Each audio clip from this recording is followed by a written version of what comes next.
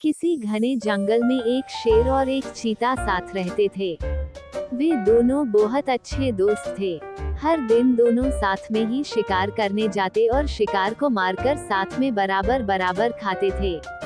दोनों के बीच में विश्वास और भरोसा भी खूब था। किसी दिन चीते के पैर में चोट लगी और वो चोट के कारण शिकार नहीं कर पाता था।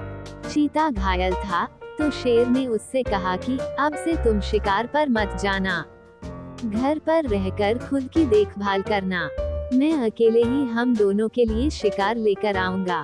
चीते ने भी शेर की बात की मान ली और उस दिन से शेर अकेले ही शिकार के लिए जाने लगा। बदकिस्मती से एक दिन शेर को कोई भी शिकार नहीं मिला। थक हार कर जब वह खाली हाथ घर की तरफ जा रहा था तो उसे रास्ते में लोमड़ी का एक बच्चा अकेले घूमता हुआ दिखाई दिया। उसने सोचा आज हम दोनों के लिए कोई भोजन नहीं है तो वह इस लोमड़ी के बच्चे को ही अपना शिकार बनाएगा। शेर ने लोमड़ी का बच्चा पकड़ा, लेकिन वह बहुत छोटा था जिस वजह से वह उसे मार नहीं सका। वो उसे जिंदा ही पकड़कर घर लेकर चला गया।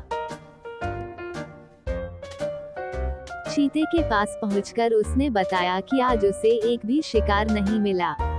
रास्ते में उसे ये लोमड़ी का बच्चा दिखाई दिया तो वह उसे ही मारकर खा जाए। शेर की बातें सुनकर चीते ने कहा, जब तुम इस बच्चे को नहीं मार पाए तो मैं कैसे इसे मार सकता हूँ। मैं इसे नहीं खा सकता हूँ। इसे भी हम पाल पोस कर बड़ा करेंगे और तीनों ही साथ मिलकर रहेंगे। उसी दिन से वे तीनों एक साथ रहने लगे। वह भी उनके साथ बहुत खुश था। उन्हीं के साथ खेलता कूदता और बड़ा होने लगा। हाथी और खरगोश। ये कहानी हाथियों के एक झुंड के बारे में है जिन्हें एक झील से पानी पीने के लिए खरगोशों के घरों के पास से जाना पड़ता था। लेकिन हर बार जब वे चलते थे तो कई खरगोश हाथियों के पैरों के नीचे कुचले जाते थे।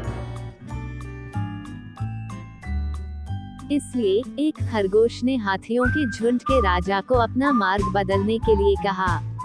राजा उनकी बात पर सहमत हो गए।